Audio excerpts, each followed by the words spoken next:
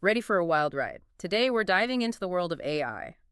But we're going to focus on how it could, transform how we understand reality itself. Oh, wow. Yeah, we're talking less about robots, and more about, how we know anything. Okay, I'm intrigued. So our guide for this deep dive is The Age of AI by Kissinger, Schmidt, and Huttenlocher. Uh, And they make this really interesting argument that AI isn't just another tech tool. It's uh, like humanity developing a whole new set of senses. a whole new set of senses, huh? Yeah. But instead of sight or hearing, we're talking about senses that can, perceive patterns in data that we couldn't even imagine before. That's a fascinating way to think about it. And it makes you think about those pivotal moments in history when our understanding of reality was totally flipped on its head. Yeah, like what? Well, imagine living in a time when everyone believed that the Earth was the center of the universe. Okay, And then boom, Copernicus comes along. right. And suddenly everything you thought you knew is completely different. A total paradigm shift. Exactly. That's the kind of paradigm shift we're talking about with AI. Wow. So how does this paradigm shift actually play out? What's the connection to AI? Well, it challenges some of our oldest philosophical assumptions about knowledge, right? Okay, I'm with you. Like Kant, for example, he talked about the thing in itself. Right, the thing in This itself. idea that there's this pure objective reality out there. Okay, But we can never truly know it directly. because our human minds get in the way. Exactly. Our minds are filtering everything through our senses and our experiences. So are you suggesting that AI might be able to bypass those human limitations? That's the big question because AI doesn't think in the same way we do. Right. It relies on algorithms and data. Yeah, processing information through a completely different lens. And that leads to some pretty surprising results. Oh, totally. And get this, sometimes it arrives at conclusions that seem totally counterintuitive to us humans. Give me an example. Okay, the authors use the example of AlphaZero.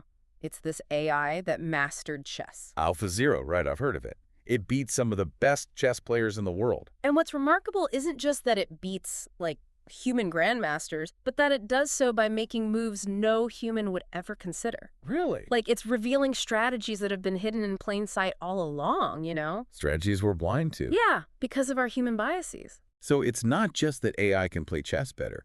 You're saying it might be tapping into a deeper understanding of the game itself. Exactly. And maybe even a deeper understanding of strategy, probability, maybe even reality itself that we, with our limited human brains, just can't grasp. It's like AI is showing us there's more to the picture than we ever imagined. Right. It's kind of blowing my mind. It's pretty wild stuff. So if AI is thinking differently, how do we even begin to understand how it learns? Well, the book dives into three main types of machine learning: supervised, unsupervised, and reinforcement learning. Okay, break that down for me. What's supervised learning? Think of it like teaching a dog a new trick. Hmm. You give it commands, it responds, What? and you reward the desired behavior. In supervised learning, you feed the AI-labeled data. For example, you might show it thousands of images and tag them as either cat or dog. So the AI is basically learning to recognize patterns. Exactly. It learns from those labeled examples and then uses that knowledge to classify new images it's never seen before. And this type of AI is already all around you. Really? The authors highlight how it's used in everything from spam filters that learn to identify junk mail to medical diagnosis tools that help doctors identify diseases from scans. Pretty cool, right? Yeah, that's amazing. And what about unsupervised learning? How does that work? This one is more like a detective piecing together clues. You give the AI data without any labels, Oh, wow. and it has to find the connections and patterns itself. So it's like the AI is making its own discoveries. Precisely. And that's what makes it so powerful. Unsupervised learning is how AI can analyze massive data sets of customer information to identify trends, or how it can sift through mountains of financial data to detect anomalies that might indicate fraud. Wow. It's about finding the hidden connections in complex systems, things we might not even know to look for. That's incredible. Okay, so we've got supervised and unsupervised learning. What's the third type? The third type is called reinforcement learning, and this one is all about trial and error. Imagine learning to ride a bike. You try, you fall, you adjust, and eventually through sheer persistence you get it.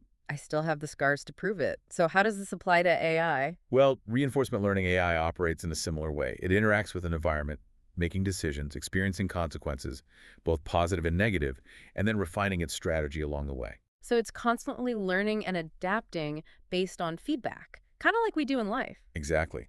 And it's how AI learns to play complex games, control robots in dynamic environments, even optimize energy consumption in buildings. Wow. It's kind of freaky, right? Like, we're talking about AI that can, like, personalize our news feeds or recommend music, even find our next book. Yeah, it's like it's everywhere, but you don't always see it. Exactly. It's this, like, invisible force shaping our experiences. It is, but that's just the tip of the iceberg. It gets even more interesting and maybe a little unsettling too. Okay, how so? Well, AI has this incredible potential, right? Yeah, we've been talking about all that. Right.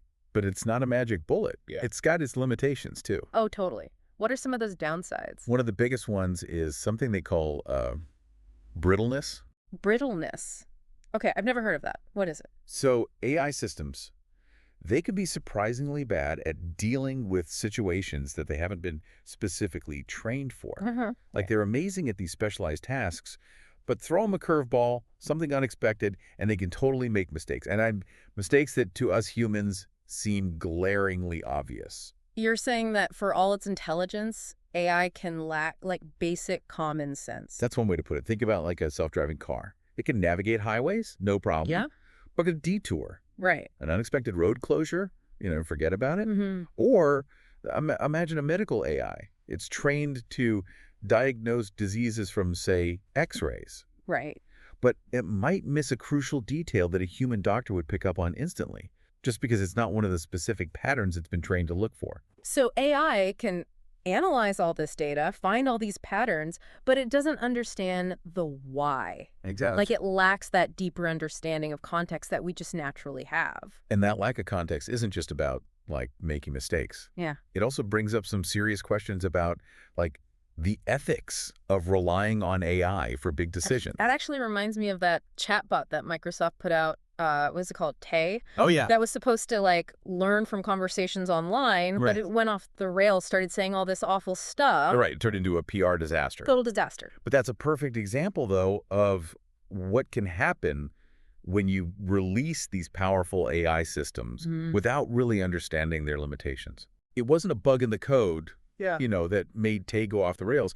It was that they didn't think about how easily its learning algorithms could be manipulated. Right. And that's why the authors of this book, they're really pushing for, like, rigorous testing, ethical guidelines, and humans always having oversight. Right. We can't just assume that AI is always going to be used for good. Exactly. We need safeguards, right? And think through what could go wrong. It's like handing someone this powerful tool, but no instructions and no safety goggles. What could go wrong? Exactly. Disaster waiting to happen. And, these concerns get even bigger when you start thinking about AI tied up with geopolitics. Like, who has the power on the world stage? Okay, let's talk about that. How is AI reshaping the global landscape? Well, for one, China's emerging as a real AI superpower. Right. I've been hearing that a lot lately. What makes them so good at it? Well, a few things. First off, they've got access to these huge data sets. And like we said, that's crucial for training AI. Makes sense. Second, their government's pouring tons of money into AI research. Yeah. And third, their society is, I don't know, more open to new tech, even if it means less privacy. So are we talking like a new arms race, but instead of nukes, it's AI? It's a good comparison. They actually draw a parallel in the book to the Cold War. Really? Just like with nuclear weapons, AI's got the potential to totally shift the balance of power globally. It's kind of a scary thought, right? Yeah. Oh. But it's also got me thinking, are there any moments in history, anything that might give us a clue about how AI might play out? Well, they do make an interesting comparison in the book, talking about the invention of the printing press. Oh, interesting. How so? Well, before the printing press, knowledge, it was controlled by a select few. Right, the clergy, the wealthy. Exactly. But the printing press, it was like, boom, suddenly information was everywhere. Democratized knowledge, you could say. Exactly. And what happened? The Protestant Reformation, the Scientific Revolution, the Enlightenment, it was like this huge wave of change, all because of this new technology. It's true. The printing press completely changed how information flowed. And that's what they're saying about AI, right? Right. They think it could have a similar effect. Yeah. Not just how we get information, but how we learn, communicate, even understand our place in the universe. Okay, so we've talked about AI's potential, its downsides, how it's affecting the world stage. But it all comes down to one big question. what does it mean to be human in the age of AI? Right. If machines can learn, solve problems, find truths that we don't even understand, what makes us different? What makes human intelligence and creativity special? That's the million-dollar question, isn't it? And the authors of the book, they really wrestle with this throughout. They look at how AI challenges how we think about knowledge, education, even human connection. So what do they say? What's their take on humanity's future in this AI-driven world? Well, one of the big areas they focus on is education. Okay. Think about it. If AI can personalize how kids learn, give instant feedback, even grade their work, what does that mean for teachers and schools? It's a good question. I mean, will AI make human teachers obsolete? Or will it free them up to do other things, like encourage creativity, critical thinking, stuff that AI can't really do? Those are the questions, right? Hmm. The authors suggest that AI might bring us an era of truly personalized learning, where every student gets what they need. Like imagine having an AI tutor that adapts to your learning style. It would be like having a personal teacher 24/7. Exactly. But there's the flip side, right? Like, will everyone have access to these AI tutors?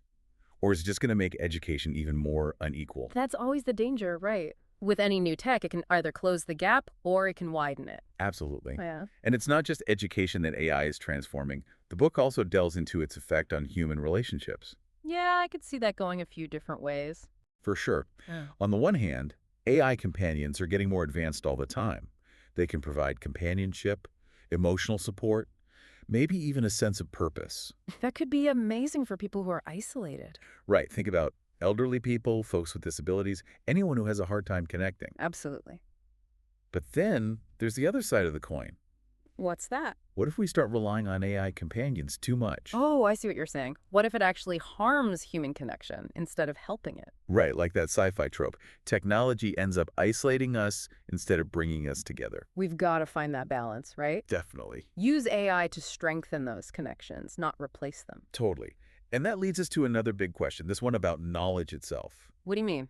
If AI can analyze information in ways that we can't even imagine, if it can see patterns our brains miss, what does that mean for how we understand truth and knowledge? It's not just what we know, it's how we know it. Exactly. It could mean relying on AI's insights, even when we don't get how it got there. That takes a lot of trust in technology. It does. And what about accountability? Like, if AI screws up, who's to blame? The people who built it, the people who use it, the AI itself. It's a thorny issue, no easy answers. It's true. And it feels like AI forces us to face some really deep questions about what it means to be human, consciousness, free will, even intelligence. Couldn't have said it better myself. Like, where does the human end and the AI begin? Right, where is that line? And while those questions might not have clear answers, wrestling with them is vital if we're going to navigate this new world responsibly.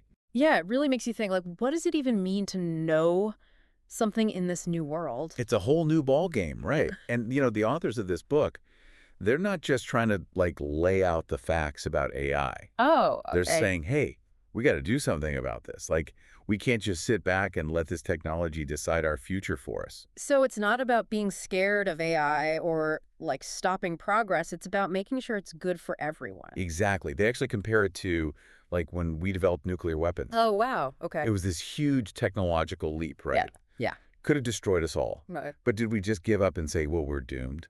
No, we figured out a way to deal with it. Right.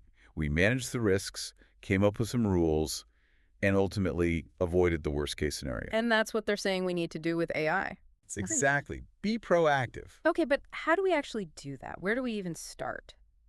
Well, they talk about the need for an AI ethic.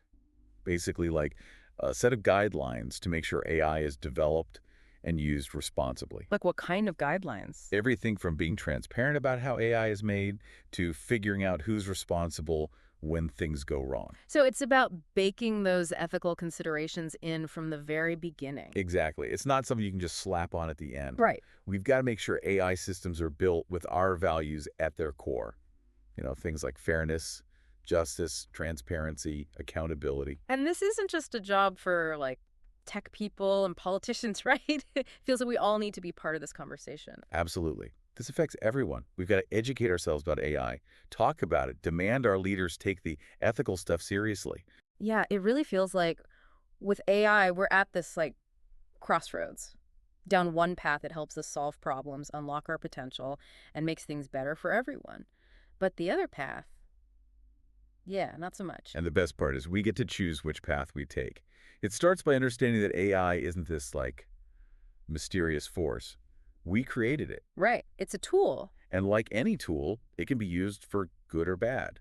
It's up to us to decide. As we're talking, I can't help but think about that analogy with the printing It's press. a powerful one, right? It really is, because it shows how new technologies can completely transform society, and not always in ways we expect. Right. And with AI, the stakes are even higher. Exactly. But the potential rewards, they're even greater, too. No doubt about it. And I think that's what makes this moment in history so exciting, even if it's a little scary, too. We're on the verge of something huge. We are. Something that could totally change how we understand reality, knowledge, even what it means to be human. And how we answer those questions, how we shape AI, it's going to determine what the future looks like. I like to think that we'll rise to the challenge. Me too. Well, that about wraps up this deep dive into the age of AI. Hopefully this has given you a lot to think about. It certainly has for me. And remember, this is a conversation we'll keep having here on the Deep Dive. So until next time, keep asking those big questions, keep exploring the frontiers of knowledge, and most importantly, keep an open mind.